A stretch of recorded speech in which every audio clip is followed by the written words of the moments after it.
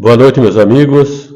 Sejam bem-vindos mais uma vez para a nossa atividade de quarta-feira da Sociedade Espírita Renovação, no ano do seu 40º aniversário.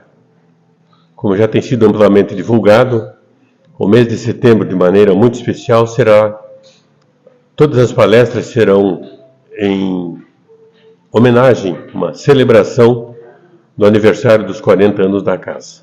Então, semanalmente a gente vai lembrando disso. Mas vamos então dar início às nossas atividades, como de hábito, pela prece. Querido Mestre Jesus, ao iniciarmos a atividade da noite, que seja de gratidão a nossa prece, Senhor. Gratidão pela oportunidade de aqui estarmos, mais uma vez, sob a proteção dos amigos espirituais, para a atividade dessa noite de palestra pública da nossa Sociedade Espírita Renovação. Que a mensagem nos traga aquilo de que precisamos e que aqui vimos buscar, nesse ambiente de paz, de fraternidade e de amor, que também tenhamos a oportunidade de levar conosco o conhecimento das leis de Deus, dos ensinamentos do Mestre Jesus, da doutrina espírita através de Kardec, nesse conjunto de lições que orientam as nossas vidas, que nos dão consolo e que nos conduzem ao longo da nossa jornada, nessa longa caminhada de crescimento espiritual de cada um. Rogamos a assistência para a nossa palestrante da noite e para cada um de nós em particular, para que o objetivo do trabalho alcance a sua finalidade. Rogamos mais uma vez a Jesus a sua assistência para todos nós, para a nossa casa, seus dirigentes, seus frequentadores, e que a sua presença se faça mais uma vez entre nós, agora e sempre. Que assim seja, Senhor. A palestra da noite está a cargo da nossa companheira Zilda Motti. A Zilda é uma companheira já de anos da nossa casa, colabora nas diversas atividades da SER, maiormente nos grupos de estudos e nas outras atividades da área doutrinária. Ela que tem como formação na área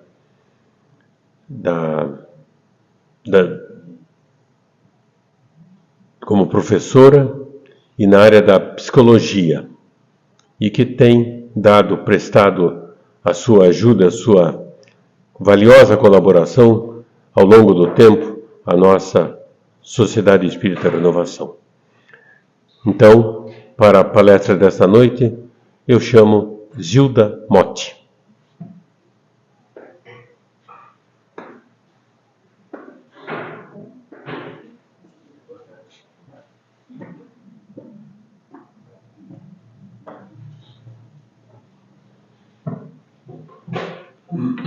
Então, boa noite para os presentes aqui, nessa noite fria, né? Nessa noite de final de férias, que muitas famílias ainda estão em viagem, curtindo, né? E nós estamos aqui numa missão, né? A palavra missão, às vezes, ela nos assusta um pouco, né? Mas quando eu estava na psicologia, terminando o curso, a gente tinha que fazer estágios nas diversas áreas da psicologia do trabalho, onde a gente era mandado para as empresas. E nas empresas a gente encontrava já na sala de entrada quadro que falava de missão. Então, o que é missão? Missão é um encargo, ele é um propósito, ele é um dever, ele é um compromisso, é uma obrigação a executar. E quando nós falamos em missão dos espíritas, nós não podemos fugir disso, né? O O espiritismo é um empreendedorismo nosso. E quando nós chegamos à casa espírita, nós temos essa atribuição de missão dos espíritas. Embora essa terminologia às vezes nos assusta. Tem muitas pessoas que dizem assim: eu gosto muito do espiritismo, mas é muito complicado, é difícil ser espírita. E hoje eu vou falar para vocês que não existe dificuldade.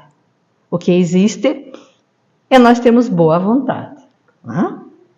Então vamos lá. Essa missão dos espíritas, ela aparece no Evangelho segundo o Espiritismo, formulada por Kardec em 1864, não é? Lá no capítulo 20, onde é o capítulo reservado para os trabalhadores da última hora. E nós sabemos que Kardec vai descrevendo isso em itens. E no item 4 aparece lá o título Missão dos Espíritas. E quem traz essa informação é o espírito Erasto. Erasto foi um espírito lá da época de Jesus, companheiro de Paulo de Tarso, dos discípulos, que vem agora em 1860, através de um médium, trazer essa belíssima página, nos trazendo essa exortação sobre missão dos espíritas. Vamos ver o que ele nos diz. Já no primeiro parágrafo da lição, ele traz assim: não assustais já o ruído da tempestade que há de arrebatar o velho mundo e abismar no nada o conjunto das iniquidades terrenas. É uma frase meio assustadora, não é? Parece que ele está falando para os dias de hoje. As iniquidades, as injustiças, as crueldades, parece que isso vem se arrastando no nosso planeta desde a época do Cristo, e as coisas parece que ainda estão atualizadas nesse parágrafo. Só que ele segue e diz assim: ides pregar o novo dogma da reencarnação e da elevação dos espíritos. Ele nos traz aqui uma tarefa de pregar. E aí já nos assusta um pouco. Porque pregar, nós ficamos pensando que temos que ir para as praças, para as vias públicas, pensamos que teremos que estar aqui no púlpito falando, Isso é assim um pouco assustador para alguns espíritas. Mas eu vou, no transcorrer da minha preleção, eu vou mostrar para vocês que não é bem assim.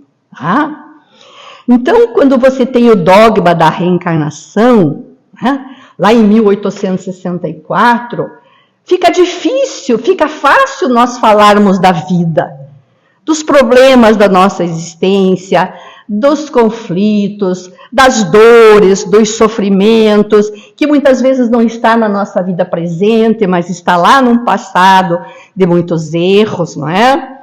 Mas também trazemos da nossa palavra, no nosso verbo, na nossa expressão verbal, essa esperança que nós estamos transitório aqui, que nós temos as nossas dificuldades, mas que nós vamos aprender e que nós vamos elevar nossos espíritos. Mas com que finalidade? Com que finalidade? Com esta finalidade aqui. Porque nós vivemos em planetas que gradativamente, à medida que vão avançando na sua aprendizagem, na sua evolução, vamos mudando de casa vibracional.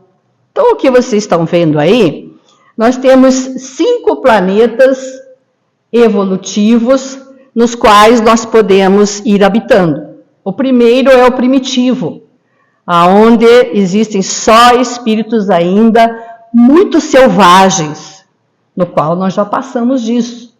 Depois existe o de provas e expiação, que é aonde nós nos estagiamos, nesse estágio que está a Terra.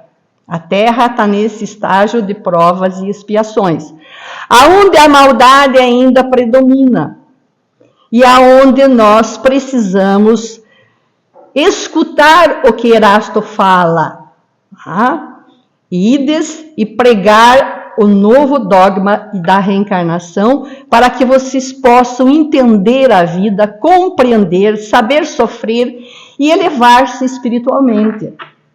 E ele continua: ó, todos vós, homens de boa fé, conscientes da vossa inferioridade, em face dos mundos disseminados pelo infinito, lançai-vos em cruzada contra a injustiça e a iniquidade. Aqui ele nos descansa um pouco. Porque quando ele fala lá, Erasto, ide pregais, nós imaginamos que tem que ser um espírito missionário, que tem que ser um Chico Xavier, um Divaldo, não é?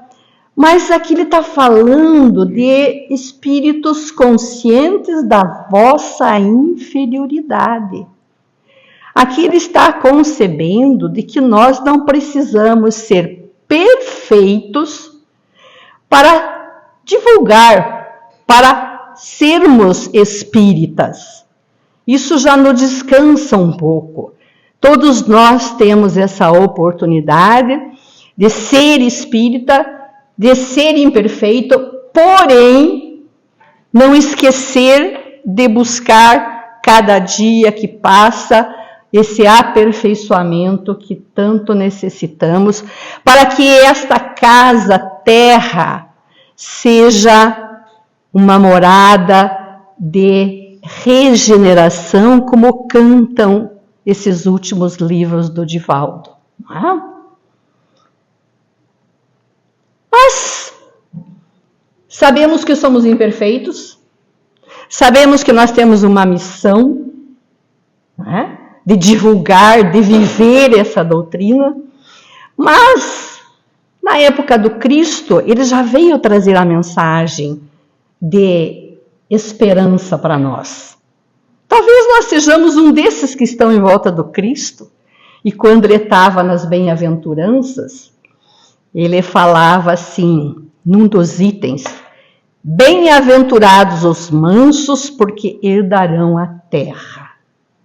Eu fico imaginando, né, que talvez aquele pessoal ali não estava entendendo bem o que era herdar essa terra, mas ele já estava pregonizando, premeditando o nosso estágio de atualidade em que nós estamos.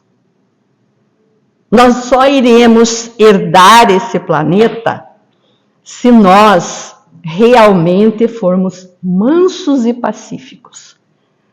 Se nós enfrentarmos as nossas dificuldades, nossos sofrimentos, com paz no coração. Porque só assim nós conseguiremos ser os herdeiros desse planeta, que está fadado a ser um planeta melhor, um planeta de regeneração, aonde o mal não vai predominar, vai existir. Mas não será essa predominância que nós vimos hoje, essas guerras infindáveis, essa drogadição que nós vemos, essa idolatria do sexo que nós percebemos, que traz uma convulsão social muito grande e traz muito desespero para muitas famílias que aqui habitam esse planeta.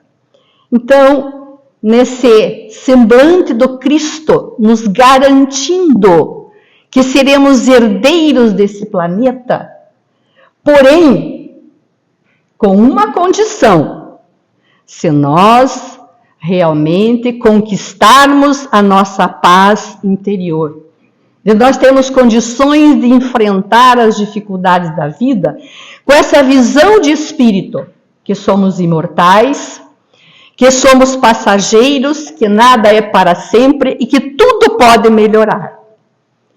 Então, nessa herança, nós podemos confiar que nós podemos começar a entrar nessa responsabilidade de sermos espíritas. E ele acrescenta um pouco mais. Tenho-vos dito isto, para que em mim tenhais paz. No mundo tereis aflições, mas tende bom ânimo. Eu venci o mundo. O que ele está falando aqui nesse parágrafo? Que nós não vamos ter uma vida de violino e rosas. Que nós vamos ter altos e baixos nas nossas vidas. Vamos ter alegrias, vamos ter tristezas, vamos ter sofrimentos, vamos ter que enfrentar guerras. Mas, o que ele diz? Tenha bom ânimo. Não perca a fé, porque você vai conseguir. Porque eu venci o mundo. Aliás, Cristo veio para nos demonstrar realmente como que nós podemos manter a paz mediante a dificuldade, o sofrimento, não é? E ainda ter bom ânimo de olhar para frente, porque o que nos espera é um lugar bem melhor do que está hoje, não é? Então, indo com esses incentivos do Cristo, ter bom ânimo, ter paz, você vai se motivar, você vai conseguir, porque realmente nós não vamos viver para sempre nessas dificuldades. E todas as dificuldades, se nós imaginarmos que o Cristo está do nosso lado, nós iremos vencer. Eu fiz aqui um breve parágrafo, gente, porque eu achei que eu estava meio que... precisava aprender um pouco essa visão panorâmica, que é bom a gente às vezes ter, do Espiritismo. Nós sabemos que o Espiritismo nasceu na França, não é? Paris, onde apareceram lá os primeiros fenômenos das mesas girantes, aonde Kardec começou a olhar aquilo como um método científico de observação, e foi criando teorias e recebendo mensagens da espiritualidade através do fenômeno mediúnico, e foi compondo as obras básicas da doutrina espírita, que nós sabemos que são 5. Né? E aí, isto ocorreu mais ou menos em 1858, quando ele, apesar de escrever esses livros, ele cria uma associação, uma sociedade parisiense, Paris, de estudos espíritas. Porque ele, além de escrever esses livros, ele queria pessoas que fomentassem o assunto, para que realmente fosse balizando ele para os próximos livros que iriam vir. E aí, então, essa sociedade, 1858, que nasce lá com o Livro dos Espíritos, vai se corporificando, e aí, então, essa doutrina, ela não consegue se acomodar na Europa, na França, porque era a época do Iluminismo, aonde eles achavam que tudo aquilo que não tivesse pelo filtro da razão, né, da ciência, não iria se frutificar. Então, hoje nós vemos as igrejas na Europa como sendo museus, porque realmente o povo se enveredou para o materialismo. Mas essa doutrina ela foi chegando para o Brasil no fim do século XIX, porque aqui moravam muitos franceses, não é? Que se comunicavam com o outro lado do Atlântico. E souberam dessas obras, trouxeram de lá, traduziram, e começou-se aqui, então, o movimento espírita no Brasil. Vamos começar a falar do século XIX, século XX, que era a época ainda do século XIX, lá no final do XIX, ainda era uma época do imperialismo.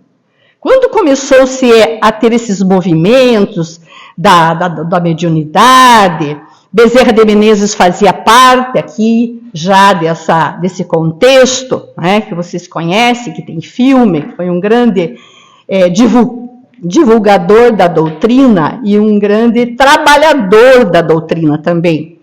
Ele foi, então, como médico, ele foi também fazendo receituários. Naquela época, eles distribuíam cesta básica, distribuíam homeopatia nos centros espíritas.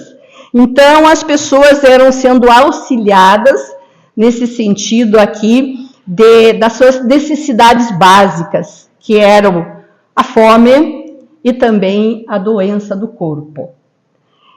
Dizendo-se de passagem que já havia aqui movimentos de perseguição ao movimento espírita, que inclusive o Império teve que fazer assim alguns trejeitos ali, alguns contornos para que não prejudicasse muito o movimento. Não é como hoje que se abre a casa espírita e nós estamos livres para professar a nossa doutrina. Lá atrás houve esses entraves de antagonismos muito grandes, inclusive da própria Igreja Católica. Mas vamos chegar lá na década de 40. Na década de 40, Chico Xavier, ele começa então a escrever os seus livros de Emmanuel. Emmanuel pega o Evangelho e transforma em várias obras, Caminho, Verdade e Vida, Fonte Viva e outros mais, explicando ainda melhor o Evangelho de Jesus. E também chega André Luiz, com seu conjunto de livros, que vem descrever para nós como é a vida no mundo espiritual. Kardec não pôde falar tudo, ele veio trazer os parâmetros, mas André Luiz ele veio contar como é que são as colônias espirituais, como é que se vive lá no mundo espiritual, e isto veio trazer um encantamento muito para a doutrina. Mas a doutrina, ela estava baseada em um pilar muito forte, que era a chamada fora da caridade não há salvação. E aí, então, esse movimento abria muitas creches, hospitais, sanatórios, albergues, porque realmente, naquele tempo, essas pessoas ficavam à mercê da miséria sem atendimento. E a casa espírita, trazendo, né, essa frase muito importante que veio trazendo lá do Kardec, que fora da caridade não havia salvação, eles foram então auxiliando a comunidade através dessas instituições mantidas pela doutrina e muitas também em parceria com o Estado. Em 75, aqui eu já comecei a minha vida como espírita. Começou um movimento em São Paulo, porque até então, gente, a doutrina espírita ela estava muito preocupada em auxiliar aquelas pessoas que precisavam.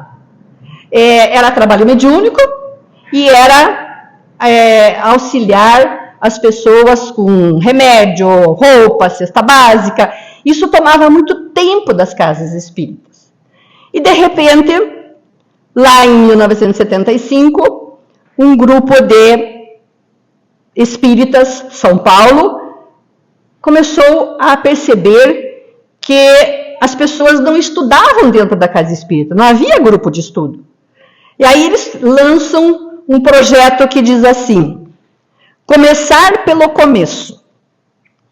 Era estudar as obras básicas de Kardec.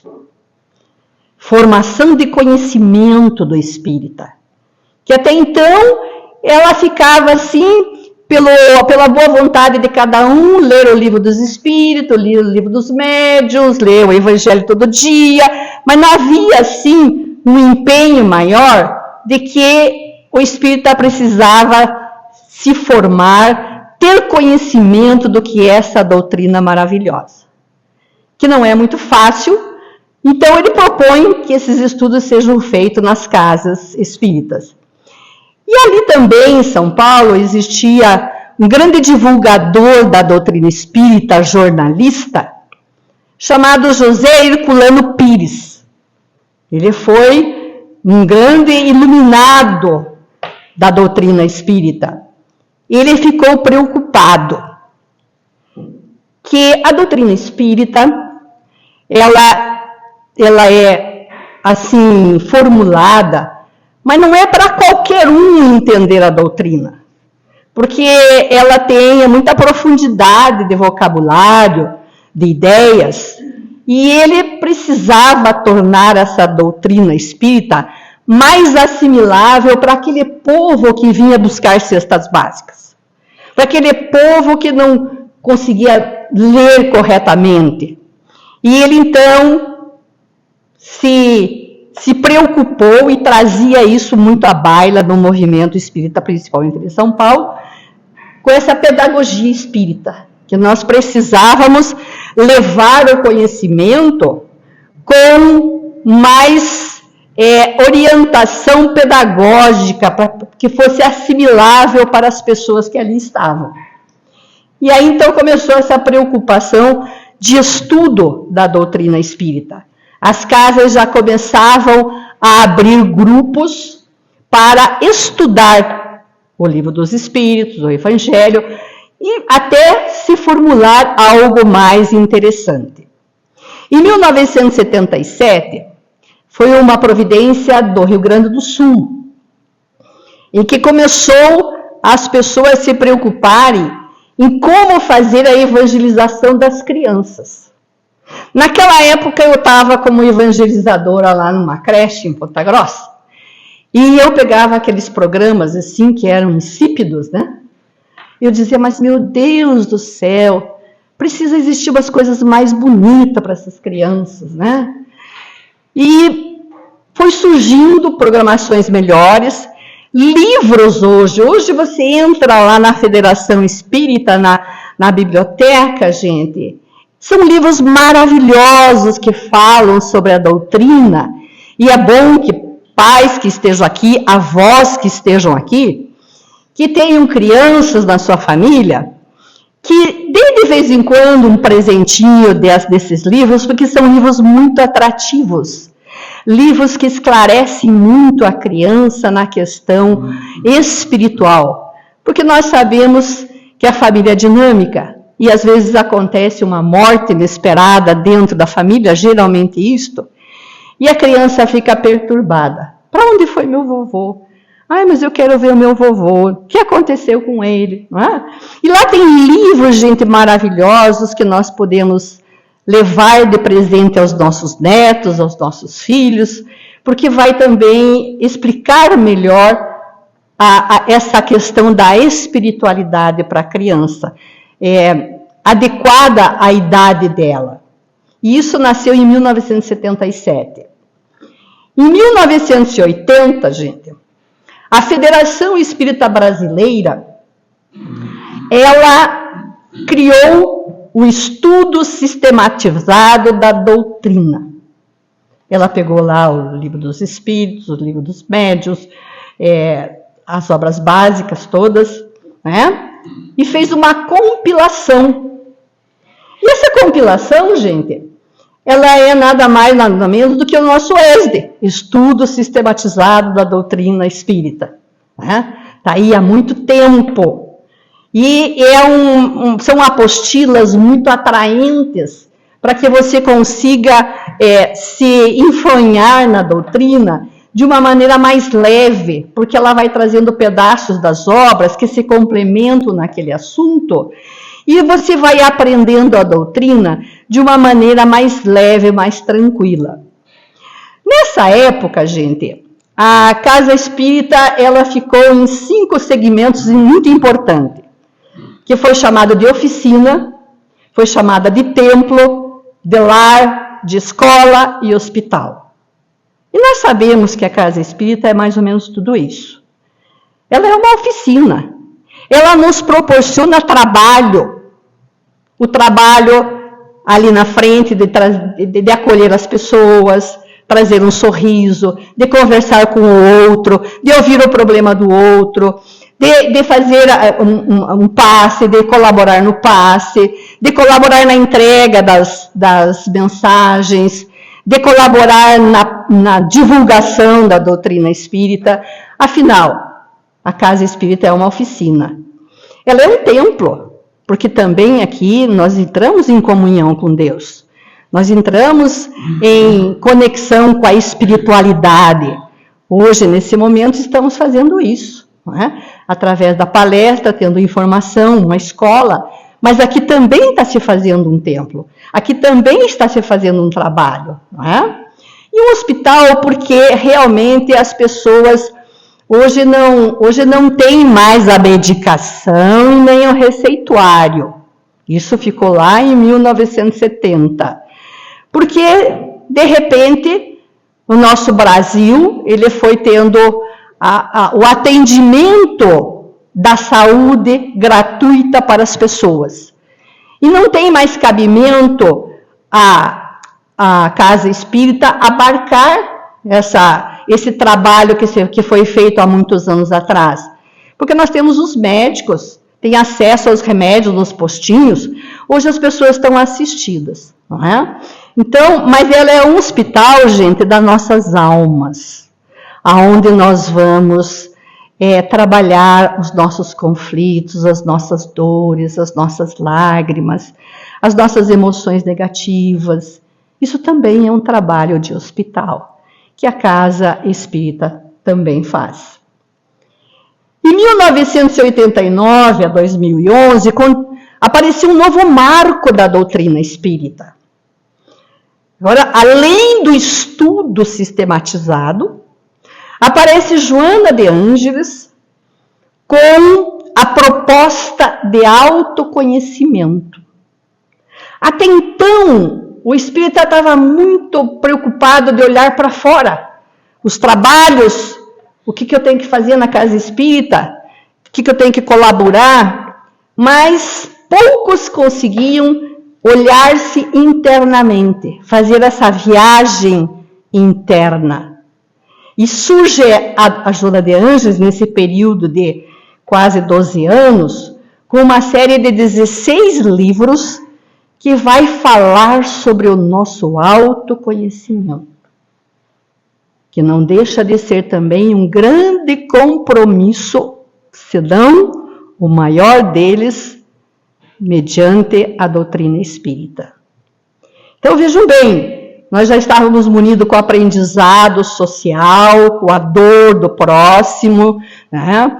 Já estávamos ali abarcando o estudo sistematizado para racionalizar a doutrina, e de repente aparece Joana de Ângeles dizendo, olha, vocês têm que olhar para dentro, vocês têm que se autoconhecer, vocês têm que verificar o que é que precisa ser mudado aqui dentro para vocês, porque faz parte dessa elevação espiritual.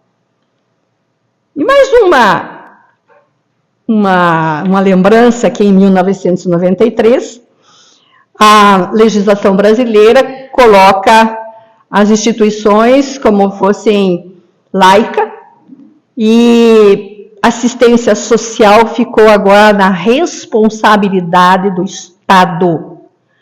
Então nós temos as creches, por exemplo, eu quando entrei em 73, eu estava direcionada para uma creche num bairro lá em Ponta Grossa, onde a gente trabalhou lá, e eu casei em 81. Quando eu casei em 81, eu passei a responsabilidade para o meu irmão. E ele transformou aquela casinha simples, né, numa construção maravilhosa, onde atendia mais de 70 crianças diariamente, todos os dias, que era uma creche. Só que existia uma parceria. O Estado pagava os funcionários e a Casa Espírita mantinha a alimentação, as outras partes da casa. E, mediante essa lei, não pôde mais, então, realizar essa parceria. A casa ficou para o Estado administrar em tudo. Porque se o Estado paga algo na instituição, não pode se falar em doutrina espírita, não pode ter a religião. Então ela ficou à parte, não é? E isso agora a gente vê, e nós ficamos Nós ficamos aqui, né? Como que nós vamos fazer? Nós temos aí agora o que ficou para nós? Os estudos e o autoconhecimento, que é um trabalho muito grande. Continuando ainda o Espírito Erasto, naquela mesma lição, num dos parágrafos ele fala: a fé é a virtude que desloca montanhas. Como já dizia Jesus, né? A tua fé desloca montanhas. Todavia, mais pesado do que as maiores montanhas, jazem depositado nos corações dos homens a impureza e todos os vícios que derivam da impureza. Então, Erasto está falando aqui que eu trago dentro de mim, apesar de ser espírita, né? Espírita, praticante, realizador, né? Eu trago impurezas internas. E ele compara com montanhas. E às vezes a gente se assusta, mas será que é tão grande assim? Olha, eu peguei uma história da Ivone Pereira do Amaral. Ivone Pereira do Amaral, ela foi uma grande médium entre Minas e São Paulo, se não me engano, Rio de Janeiro. Ela foi uma pessoa muito fiel à doutrina. Ela escreveu vários livros importantes para o esclarecimento nosso espiritual. E quando ela estava lá nos seus 65 anos, ela mantinha uma comunicação por cartas, naquele tempo era cartas, né? Hoje seria mensagens pela internet, com Divaldo. E nessas cartas ela colocava suas particularidades, né? Porque todos nós temos, né, as nossas dificuldades. E numa dessas cartas ela coloca que ela estava nos seus 65 anos, que ela já se sentia muito cansada, porque passou por muitas dificuldades de saúde, era na perna, vesícula e outros mais. Ela tinha também uma dificuldade econômica, que também foi muito difícil para ela, né? Se manter sozinha e se sustentar. E ela escreve, então, para ele, que ela queria que os espíritos a levassem, porque ela já achava que ela não tinha mais o que fazer aqui nessa encarnação. Mal sabia ela que ela ia viver até os 80 anos. E aí, então, essa coletânea de cartas foi estudada por César Saide. Ele é um gaúcho que se importa muito com a evangelização das crianças. E ele, então, depois, no pé, ele faz o comentário. Vejam vocês. Ela dizia que estava, assim, entrando num processo de desânimo, neurastenia, e achava que teria que ir embora. E ele, então, escreve, vejam bem, uma espírita fiel à doutrina, que escreveu livros interessantíssimos para cumprimento da doutrina espírita, com muitas dificuldades econômicas, e ainda sente uma espécie de depressão. Aí o que ele fala? A nossa Ivone Pereira, ela foi suicida em encarnações passadas. E ela ainda trazia marcas, apesar de todo o trabalho que ela fez doutrinário, de divulgadora, de trabalhadora da casa, ela ainda trazia sombras daqueles movimentos que a faziam a se libertar da reencarnação pelo suicídio. Ainda essas sombras ainda atormentavam, gente. Então, o que nós podemos dizer aqui, né? Nós também somos viajores nas encarnações, nas fieiras das encarnações. E nós trazemos cada um as suas dificuldades de alma. E nós precisamos olhar para dentro de nós e vermos o que nós trazemos aqui, o que nós podemos fazer de melhor para que nós possamos passar por essas dificuldades e sanar e limpar totalmente as nossas impurezas que trazemos interiormente. Então, São trabalhos que nós fazemos.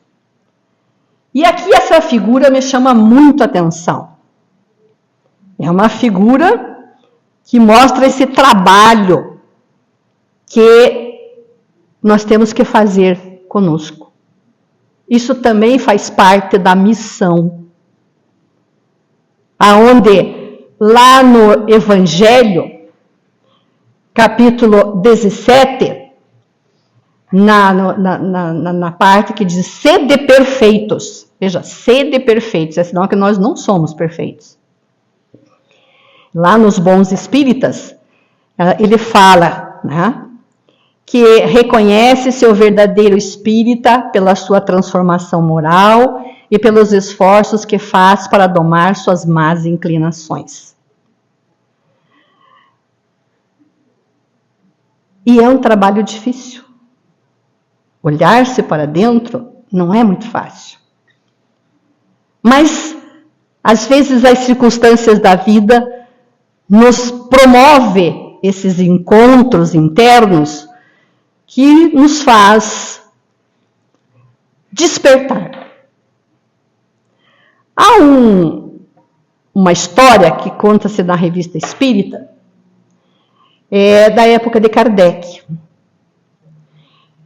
Havia um tipógrafo, aquele homem que lidava na imprensa, na compilação de livros, né?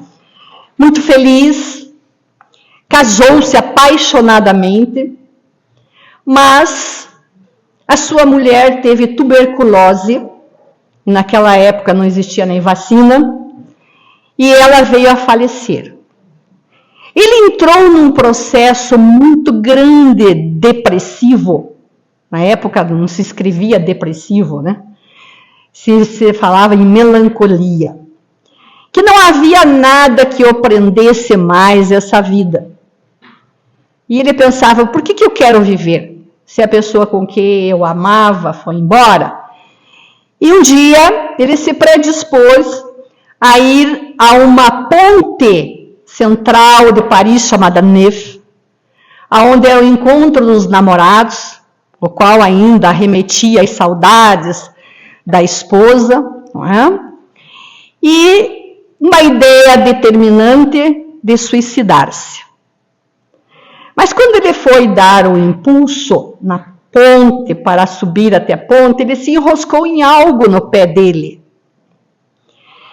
E ele então se distraiu e voltou para saber o que era esse algo. Esse algo era o Livro dos Espíritos, que tinha assim, já chovido, as páginas meio amarelas, né? E aquilo chama a atenção dele. E ele então olha para aquele livro, pega na mão e resolve dar mais um tempo no suicídio. E vai para casa. E aonde ele começa a ler o Livro dos Espíritos. E aí, à medida que ele lia, ele se entusiasmava. Ele começava a se descortinar do que era essa vida que ele tinha, as leis morais que ela tinha, a vida após a morte. E, passado algum tempo, o Kardec recebe, junto com as cartas que mandavam em grande quantidade para ele, um pacote mais denso. E lá dentro havia por fora uma carta e aquele pacote. Ele abre o pacote, lê a carta. O pacote era um Livro dos Espíritos, encapado, porque ele era tipógrafo, encapado, restaurado, e ele escreve na carta que foi graças à obra de Kardec, aquele livro que enroscou no pé dele, que ele pôde enxergar os horizontes da vida, entender o que é a vida, o que é a morte, que a morte não existe. E ele então queria fazer um agradecimento ao Kardec. Eu imagino como Kardec deveria ter ficado muito feliz de que o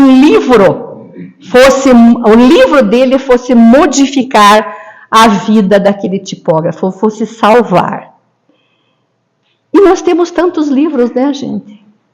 Olha, não temos só o Livro dos Espíritos. Nós temos centenas de livros escritos que podem cair nas nossas mãos e modificar a nossa visão de mundo. E nós temos que aproveitar, porque realmente hoje nós estamos na abastança. E talvez a gente troque o livro pelo telefone, pelas comunicações vazias da internet, da televisão, e deixando de ocupar o nosso tempo naquilo que poderia ser decisivo para a nossa reforma íntima, para a nossa evolução espiritual. E aí, o Erasto continua, naquela mesma lição. Ide e agradecei a Deus a gloriosa tarefa que Ele vos confiou. Mas atenção, entre os chamados para o Espiritismo, muitos se desviarão. Reparai, pois, vosso caminho e segui a verdade. Puxa, mas ele está dando um alerta aqui. Não é todo espírita que realmente segue o caminho real. E como você perceber que nós estamos seguindo esse caminho real? Vou contar uma historinha para vocês, que às vezes acontece muito nas casas espíritas. Esse espírita, ele era chamado espírita de gabinete. É uma história que está no livro Tormentos da Obsessão, escrito por Filomeno de Miranda. É lógico que é uma descrição já do mundo espiritual. Ele era espírita, ele desencarnou, e ele se encontrou, não naquele mundo que ele gostaria de se encontrar, porque ele era espírita, não é? Estava numa dificuldade muito grande, num sofrimento atroz, e aí então foi-lhe perguntado para ele, né, o que aconteceu. Daí ele se intitula, depois de alguns esclarecimentos, alguma vivência no mundo espiritual, ele se esclarece, ele se intitula que ele era um espírito de gabinete, que ele chegava na casa espíritas, né, e que as pessoas não deixavam ele fazer o que ele queria. Ele não se entendia, hora com um, outra hora com outro, as pessoas eram culpadas. Porque às vezes ele queria por um caminho, ele queria fazer uma coisa e não... E aí ele começava a se aborrecer e voltava para casa. Assim ele fez com 2, 3 casas espíritas. Chegou um momento aqui que ele resolveu ficar em casa, lendo a doutrina espírita, sem nenhuma conexão com as pessoas, com a sociedade. E chegou no mundo espiritual com as mãos vazias. Porque nós podemos nos elevar não só pelo conhecimento, mas além do conhecimento é a nossa conexão com a sociedade, com a casa espírita, com a solidariedade. Porque como é que eles vão aprender solidariedade e fraternidade só fechada dentro de casa, lendo livro? Não tem. É aqui que nós aprendemos, na interpessoalidade com as pessoas. E se nós não entendermos que nós somos uma parte do conjunto, que junto nós poderemos fazer muito e separado não fazemos nada, nós chegaremos lá no mundo espiritual também de mãos vazias. Aí nós estamos nos transviando do caminho. A missão dos espíritas. Primeira coisa. Amai-vos, eis o primeiro ensinamento. Instruí-vos, eis o segundo. Está escrito no Evangelho, capítulo 6, em O Cristo o Consolador. Então, a doutrina espírita nos chama a atenção de algo importante. Primeiro, amai-vos. Depois, instruí-vos. Nós precisamos chegar na casa espírita e criar empatia. Criar o respeito pelo outro, compreender que as pessoas não são iguais a nós. E nós, dentro desse processo de grupo solidário, nós vamos ter condição de estudar. Vamos ficar, às vezes, 1 ano, 2 anos juntos, vamos nos descobrindo das nossas verdades, das nossas dificuldades, mas nos respeitando. E é assim que nós vamos crescendo, gente, como espírita. E alguns conselhos. Seja um profundo conhecedor da doutrina espírita. Estudar a doutrina espírita, gente, nunca terá fim. Nunca terá fim.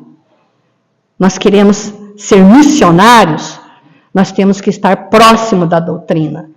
E a Casa Espírita cria muitos grupos, gente, de estudos diferenciados, que estão sempre promovendo o nosso conhecimento, que quanto mais você conhece, menos você erra. Nós temos que prestigiar mais os estudos das casas espíritas, porque é um dos mandamentos lá de Kardec: amai-vos e depois se instrua. Aproveitando melhor os grupos de estudos, a convivência com os nossos amigos, esse respeito, essa amorosidade, essa humanidade, nós vamos aprendendo essa sensibilidade espírita, porque nós vamos ser os nossos mensageiros lá fora. E se nós não aprendermos aqui, que comungamos muitas coisas junto, lá fora nós não vamos saber. Seja um espírita praticante da caridade. E Joana de Ângeles nos fala, primeiro no lar. Seja um praticante. Não precisa ficar na casa espírita dia e noite todos os dias da semana. Não. Você vai ser espírita dentro do seu lar. Compreendendo as dificuldades dos filhos, respeitando os problemas do cônjuge, porque ali é o nosso cadinho, gente. Ali é que nós vamos aprender a ser mansos e pacíficos. Porque aqui na Casa Espírita a gente mostra uma máscara, Podemos ser educadinhos, sorrisos, bater nas costas, mas lá na nossa casa nós vamos nos reencontrar com aqueles que muitas vezes são inimigos de encarnações passadas. Então, ali é o nosso trabalho de caridade. Na Casa Espírita, nós temos que também colaborar, ser solidários, acompanhar tudo aquilo que realmente está sendo feito para o bem, para o melhor. Não é?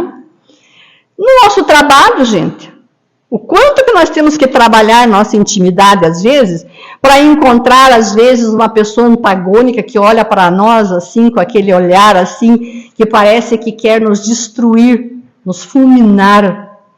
Nós vamos entender o que é o perdão, o que é a nossa paciência para lidar com aquela criatura, não é? E a sociedade. E hoje a sociedade, a gente tem um teste muito grande, que é o trânsito. O trânsito está sendo um teste muito grande para a nossa mansietude, porque realmente, às vezes, se defronta com pessoas assim muito atribuladas, mal educadas, e nós nos perdemos, às vezes, ali. Não faça proselitismo. Não queira chegar para as pessoas e dizer que a doutrina espírita é melhor, que as outras não entendem nada, que não tenham nenhuma visão do mundo espiritual. Não. Nós temos que buscar sempre falar da doutrina de uma maneira mansa e suave. Porque se nós começarmos a querer converter as pessoas, nós vamos bater nas resistências delas. E o nosso papel é de conquista.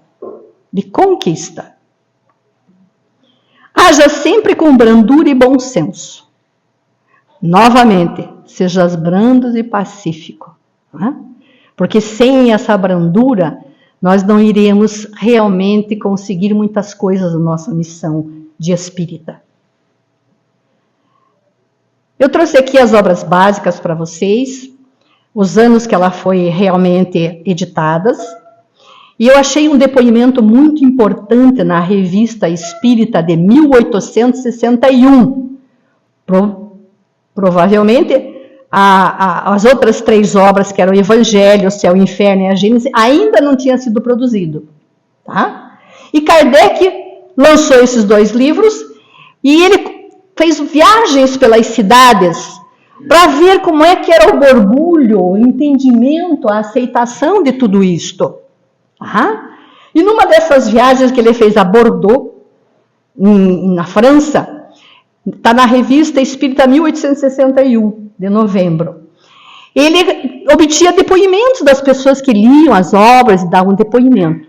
E um dos depoimentos que nos chama a atenção é um discurso que foi o discurso do seu Desquerriot, aquela menina lá que acho que é francesa, ela sabe me dizer como é que ele pronuncia. Acho que não está na França, está em Portugal, né? Mas ele era um mecânico. Eu imagino que ele deveria ser mecânico das carruagens, né? Em Bordeaux, na França. Então ele estava nessa cidade, Kardec reuniu pessoas, estavam comentando, e esse mecânico resolve pedir a palavra e dar um depoimento desses 2 livros que ele havia lido. E vejam o depoimento deles, como é interessante. Para nós é uma felicidade inefável ter nascido numa época em que podemos ser esclarecidos pelo Espiritismo. Só tinha 2 obras. Mas não basta conhecer e desfrutar essa felicidade com a doutrina. Contraímos compromissos que constituem em 4 deveres diferentes. Dever de submissão. Submissão ao estudo, gente. Que nos faça ouvir com docilidade. Nós temos que ter essa submissão. Dever de afeição. Nós temos que nos apaixonar. Porque realmente a doutrina espírita é apaixonante. Porque ela tem uma lógica muito interessante, que não nos deixa em dúvida de onde viemos, do que somos e para onde vamos. Ele fala do dever do zelo. Nós temos que zelar pela doutrina. Nós não podemos falar bobagem. Nós não podemos colocar coisas dentro da doutrina que não sejam do corpo dela. Nós temos que ter o dever da prática, para honrar a doutrina com as nossas obras. Nós temos que realmente fazer alguma coisa por ela. Né? E eu já disse, na casa, no trabalho, na casa espírita, na sociedade. E Emmanuel, no livro Esperança, ele fala lá em um parágrafo de como é ser esse espírita. O espírita é convidado a guardar-se por célula sadia, capaz de abrir caminho à recuperação do organismo social. Célula sadia, gente. Nós temos compromisso com a doutrina. Nós temos que ter compostura. Nós não podemos nos apresentar com vícios assim, não aceitáveis pela doutrina. Palavras, mensagens, temos que ter a nossa verbalidade muito pautada dentro das coisas morais. Muito pode realizar a benefício do próximo, somente conseguirás renovar os semelhantes por aquilo que és. Por aquilo que és. Você pode falar muito sobre a doutrina, mas se você não se renovar internamente, para que essas pessoas admirem o teu adiantamento moral, para que elas se sintam bem ao teu lado, para que você consiga dar boas palavras, para que você consiga aconchegar aquela alma dolorida, você precisa ser. E para isso não basta só estudo, também o autoconhecimento. E a grande missão nossa é com a transição planetária, gente. Nós também temos essa missão, herdar a Terra. Nós temos compromisso com essa Terra, torná-la melhor. E só vamos torná-la melhor com a mudança moral e emocional dos indivíduos. Que às vezes são convidados a se acelerar na doutrina pelo sofrimento ou pelo discernimento. Nós escolhemos o caminho. E tudo isso, gente, envolve boa vontade. Se não tivermos boa vontade... Mas voltamos lá no início da página, missão. Eu achei tão interessante essa figura, missão dos espíritas. Veja aqui para a gente acertar esse alvo, nós não estamos sozinhos. Nós temos muita ajuda. Ajuda que veio do passado. Jesus e seus discípulos. Até hoje as suas palavras fazem eco nas nossas almas. Nós somos aqueles que assistiram à bem-aventurança. Nós já escutamos esse reino dos céus. Nós já escutamos esse compromisso de que nós temos que ser melhores para o amanhã. Nós temos Kardec e os espíritos que trouxeram da espiritualidade as informações para nós, para que a gente consiga nos superar, nos encontrar, nos melhorar. E depois nós temos nós. Mas nós, gente, temos um presente muito lindo. Nós nascemos numa época maravilhosa. Nós nascemos na época do Chico Xavier. Quantos livros? Nascemos na época de um Divaldo Pereira Franco, de um Raul Teixeira, que ainda está entre nós e que nos traz mensagens maravilhosas. E quando eu vejo o Raul Teixeira, que teve esse problema muito grande de AVC, limitação física, e chegar num seminário, num congresso aqui do Paraná, e a ele foi dado a palavra para fazer a oração, gente, aquele balbúrdia naquela multidão, e aquele homem se acerena e fala: Jesus nos abençoe. Gente, aquilo é tão lindo. Mostra para nós a elevação espiritual dessa criatura que está em provação. Mas que, apesar da provação, da limitação física, ele continuou se elevando e trazendo para nós ainda livros que ele está lançando.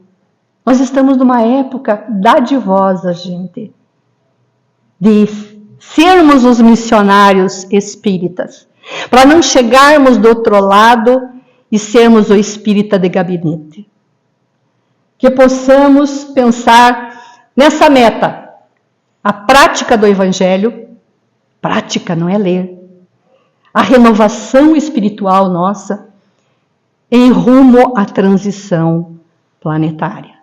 Essa é a nossa missão. Eu só posso agradecer a atenção de todos, desculpe o adiantado da hora, mas que Deus nos abençoe. Muito obrigada.